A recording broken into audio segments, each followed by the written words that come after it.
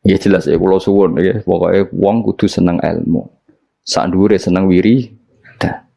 Ya tetep wiridan kowe. Wis ngaji ora wiridan ora terus dadi apa. Dadi thariqah lae sak ngisore ngaji. Tetep maksudnya ya thariqah iku nganggo napa? Ngaji. Ora kok terus kula kepengin jenengan seneng kula mboten penting. Sampeyan seneng kula ora penting. Kula kepengin senengi pangeran, sampeyan senengi. Senengi malah ribet. Senengi men sowan malah ngel-ngel wong. Sowan Yayu pas ngaji tak kandhani, sowan Kiai nak ben barokah pas siji ya kiainya sudah milik publik, suasananya ngaji. Lan sowan maling terus suasanane jam pinten rawuhe. Sehat napa mboten? Gak sehat gak kelar rene aneh-aneh ngono. Mesti takokane iku barang-barang ra penting, bener apa? Nak kurang pegawai malah takok, "Tem mriko musim pundi? Musim nopo nih? Musim tembakau." Malah kadang takok, "Niki nembe musim nopo? Musim hujan." Ngene kiai apa dudusan kok cerita. Mesti ra penting, pokoke tema-tema ora penting. Aneh-aneh. Lha kiai ujak bakas ngono iku. Serepet. Wong enak seneng kiai ya napa? Ngaji, liyane iku gak penting. Kecuali ya kadang-kadang ya 10 tahun bisa nih kadang-kadang.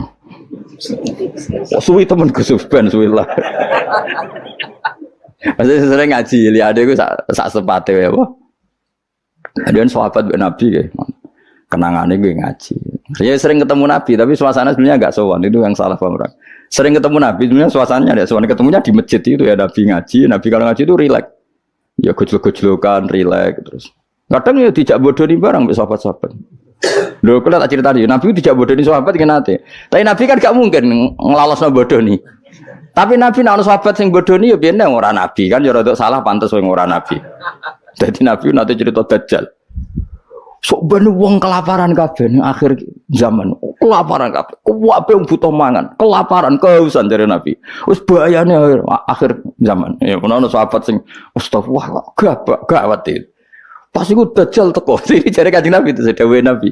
Dajjal teko bawa roti sama minuman. Betapa menariknya dalam keadaan seperti itu.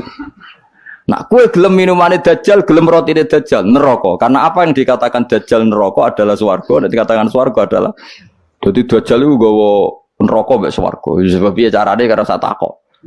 Kok ngono takok. Lah kowe Dajjal tapi kok takok. Kecuali ke putune takok. Lha carane nggawa piye? Lho kuwi putune tapi kok tertarik bakas apa? Dajjal. Ketoke kok kangen men takok. Wes akhire sahabat do nangis kan. Nabi ku ya rileks, tenang ae. Nak Dajjal teko, iki dawuh Nabi kula apal hadise. Nak Dajjal teko kok aku ijek urip, aku ijek sugeng. Fa ana hajiju. Aku sing lawan Dajjal. Kowe tenang ae. Iku jenenge pemimpin sedaya. Tenang ae. Nak Dajjal teko, aku ijek sugeng, aku sing lawan. Kowe kan gak level wis. Nah aku wis gak ono fawau khalifati angkum. Allah engko sing ngurusi Dajjal. Ono sahabat kok nguri, ora betu sahabat. Ya Rasulullah. Mbok ngeten mawon. Maksudnya mbok ngeten mawon dinego. Kalau tak mangan rotine Dajjal. Gue tak obe, tapi aku tetep iman. Bariku tak bodoni. Wong Dajjal mawon. Maksudnya wong Dajjal mawon. Modoni Dajjal kan mboten dosa. Tapi akhirnya guyu. Nabi udah dicerita kiamat wis dahsyat ngono. Gara-gara selingan mau. Jadi sudi Nabi. Iku nak dalam keadaan zamane si sahabat ini wis mikir ad-darurat tubihul mahdurat. Dadi mantek apa kaidah usul fikih mantek. Ngeten. Niku kelaparan banget tapi kelaparan banget ngeten mawon. Kula nak dirayu Dajjal sing mangan kudu ngafir. Kan syaratnya mangan kan pakete kudu kafir, ngafiri Allah, iman mbek. Kula tak muni yo tapi kula bodoh nih. Wong Dajjal mawon. Guyu akhirnya Nabi. Itu cara Jawa sono-ono ae kuwi.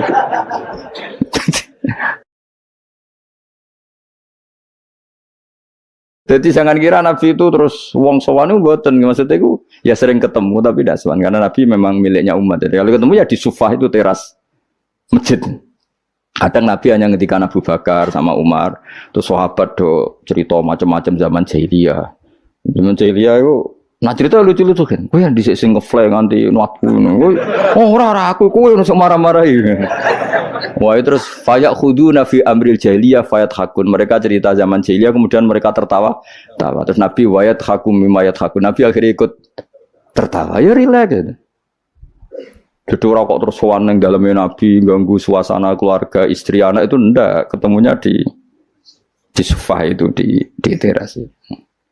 Jadi akhirnya Nabi ketika di dalam benar-benar terjaga privat di dalam. Makanya la tadkhulu buyutan Nabi illa ayu dzanalakum. Jangan sowan Nabi kecuali dapat izin karena kalau sudah di dalam itu milik keluarga. Tapi kalau keluar beliau milik publik. Mungkin disebut walau annahum sabaru hatta takhruja ilaihim lakana khairal lahum. Mereka sabar menunggu Nabi keluar, terus Nabi keluar di teras masjid. Ya sudah, kalau sudah di teras masjid berarti milik publik. Terus mereka tanya-tanya, diskusi. Terus Nabi ya guyon, santai.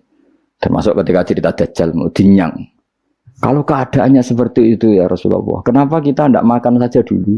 Bariku Dajjal tak bodoh nih, tak hapusi. Kan ngapusi Dajjal Nabi. Akhirnya difekihkan, piye hukumi ngapusi Dajjal.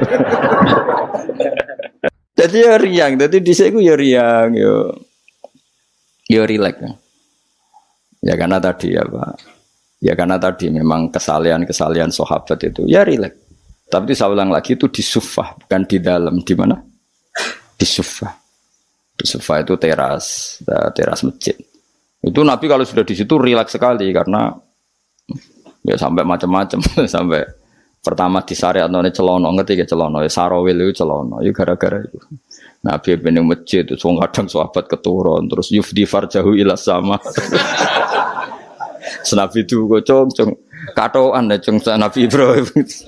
Nak posisi turu aja ngene-ngene sing yufdi farjahu ila sama. Ya tentu kowe ora usah bayangno Nabi ro ya ora. Nabi ku ya ora pirsa detail tapi ngerti arahe. Tentu Nabi tidak perso itu. Maksudnya tidak perso auratul rajul enggak perso, tapi tahu kelakuan ngono iku akan menjadikan yufdi farjahu ila sama. Terus Nabi ngetikan misalnya layat taki wahadum kada layanum wahadum kada. Akhirnya semenjak itu disyariatkan celana besar-besaran sampai Nabi ngetikan sarawil itu libasu abikum Ibrahim karena pertama penemu celana itu Nabi siapa? Ibrahim kalau dalam khazanah Islam. Makanya terus adatnya wong Arab itu ya jubahan, ya sarungan bariku ijek celana. Terus adatnya kiai-kiai kuno juga pakai apa? Celana. Maksudnya menurut saya buatan sempak ya memang celana. Jadi lebih apa ya? Lebih astar ya, lebih yang ditutupi lebih banyak. Jadi Nabi itu rileks. Lagi-lagi itu menguntungkan Islam. Bakas aurat menguntungkan Islam, bakas halalnya nikah menguntungkan Islam, bakas ngeritik zina menguntungkan Islam. Sementara orang berdoa orientasinya dirinya tentu baik ya, tentu baik. Kalau baiknya sih baik, tapi enggak kelasnya dibanding yang mengajarkan halal haram ya. Tentu baik tapi enggak kelasnya, seorang tidak kelasnya dibanding yang ngendikan apa? Halal haram. Nganter kok simbolo dhewe. Ndonga ora penting, cangkemmu sing ngomong ngono sapa bocah kok. Bocah kok angel temen bener kok kowe. Angel nerangno wong bidol kok angel. Senengane nyimpul, ngaji ra paham kok. Nah, amit-amit tenan saiki. Ya tapi resiko dadi tokoh wong do nyimpal aku kadang bingung aku sing duwe narasumber ra paham ngono kok terus do nyimpul paham. Ada yang bingung. Tapi suwakana amruhe kodarom modur, pangeran kersane ngono wis. Serepot-repot. Habis ben ngono, sing ora rame-rame dunya. Lu ngaji ora paham tapi senengane apa? Nah, misalnya terus jadi doa itu enggak penting, sementing ngaji. Kowe ngaji ora paham. Wis ora usah simpul, wis pokoke mau ngaji mau rungokno. Mau ora paham setel meneh. Wis ngono ae bar ku ya wis, ora usah nyimpul wis bar wis. Ribet kemarin.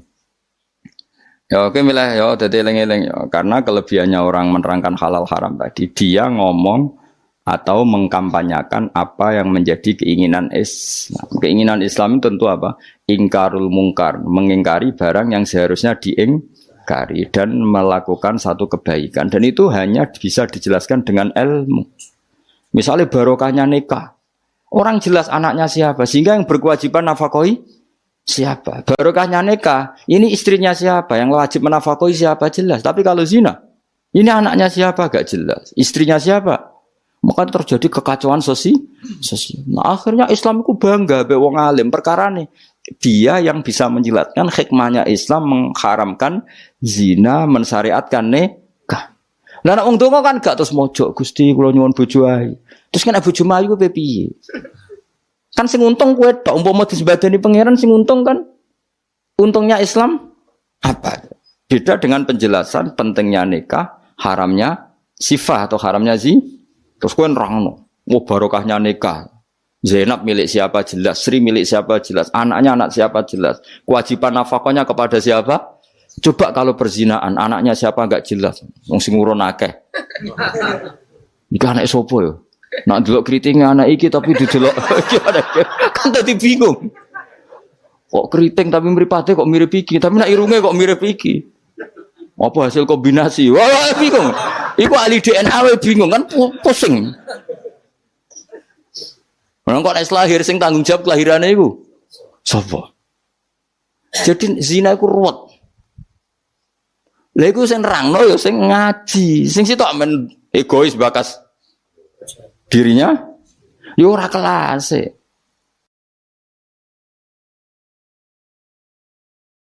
Bang ya.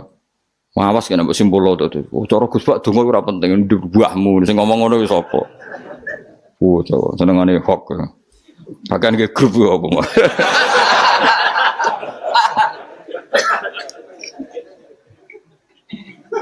Repot. Angel nerangno kowe bang. Muga disepuro pangeran. Gak disepuro ora apa-apa, kelakuan ngono ora paling. Mun kok terusno ya. Soale ngaji ge, pokoke nomor 1 ku napa? Ngaji. Piye ngaji ku dadekno ilmu. Ilmu iku pertama sing disebut Allah ketika nurono surat Iqra. Allah nu pas nurono surat Iqra mboten bakas donga, mboten kan ono dibakas ilmu. Iqra bismi rabbikal ladzi khalaq khalaqal insana min 'alaq. Baca itu menjadikan dan ketika Allah mengenalkan sifatnya, sifat yang pertama dikenalkan diantaranya apa? Allamal insana malam ya'lam. Jadi Allah itu mensifati dirinya apa? Mengertikan manusia sesuatu yang manusia tidak ngerti. Jadi hubungan Allah dengan manusia pertama apa? Hubungan ilmu. Dari tidak tahu ditahukan. Jadi ora ono niku surat Iqra pertama aja bahwa doa ibadi ora ono iku nomor sekian. Yang pertama dikenal apa? Allamal insana malam ya alam. Allah adalah zat yang mengertikan manusia apa yang manusia tidak ngerti. Jadi agama ini hubungannya Allah dan hambanya pertama juga urusan ilmu. Ya pertama juga urusan apa? Ilmu. Mana ngaji, gua ya lah ngaji. Gua kitab, gua pulpen, gua rekaman. Gua itu sudah sesuai perangkat ilmu. Kudune kowe wis ngalim. Kurang apa nih? Kitab gowo. Pulpen mbok gua rekaman. Ngaji mbek wong alim. Kurang apa nih? Enggak ada masalah dalam sehnya. Berarti masalah ada pada siapa coba? Loh, umumnya kiai itu kan kadang masalah dengan gurunya. Ini kan tidak ada masalah. Sopo sing raro Mbah Mun aku murid Mbah Mun. Sopo sing raro Ki Nur Salih roh kabeh. Kan tidak ada masalah dengan sehnya. Ini masalahnya dengan siapa? Nah aku ini masalahnya pada saya Gus. Berarti kayak cata waduk tenan capek tenan. Soalnya sing salah aku. Tapi gak gitu orang gitu. Tapi perangkat gue ilmu gue cukup. Mus gue kitab, gue pulpen, gue rekam. Kurang apa nih? Gue nganti paham kurang apa nih? Kitabnya yo karangannya wong top tenan. Saya tidak pernah ngajar kitab yang abal-abal. Kitab sopo sing ora Ibnu Hajar Al-Asqalani iku gurune Syekh Zakaria Al-Ansori. Jadi muridé dekne dadi Syekhul Islam. Dadi Syekhul Islam ning dunia fikih jenenge Syekh Zakaria. Iku gurune jenenge Ibnu Hajar Al-Asqalani sing nyarai Bukhari. Sing ngarang kitab sing tak waca kurang keren ya. Ngaji kitab sapa? Ibnu Hajar Al-Asqalani. Wong di wong pleret wong diraro. Pleret berduaan ya ora roh. Al-Asqalani ngono, Asqalani daerah Al-Ardhil Muqaddasah, daerah Palestina, tapi uripe teng Mesir. Nggih nate teng Mekah teng Madinah. Wis kurang apane, Cek? Jalalain dikarang Imam Suyuti, masuk mujaddid di akhir abad 9 Imam Jalaluddin. Kitab Jalalain niku dienggo disertasi doktor ning endi-endi. Di sing iso Jalalain niku mesti gelare doktor tafsir. Kuwe mbutino nggawa ngalor ngidul. Golek gon kok ngarep. Kurang apa nih jajal? Ya mau wis go Jalalain, cek go pulpen. Rekaman. Mestine pinter kowe mbok ulama dhisik. Ulama dhisik kan gak gawa rekaman. Berarti kalah sak kelas apa? Ulama dhisik nak ngaji gak gawa apa? Kudune pinter kowe. Kok iso pinter ulama dhisik sebab apa? Mergo wong dhisik gak tau gawe grup.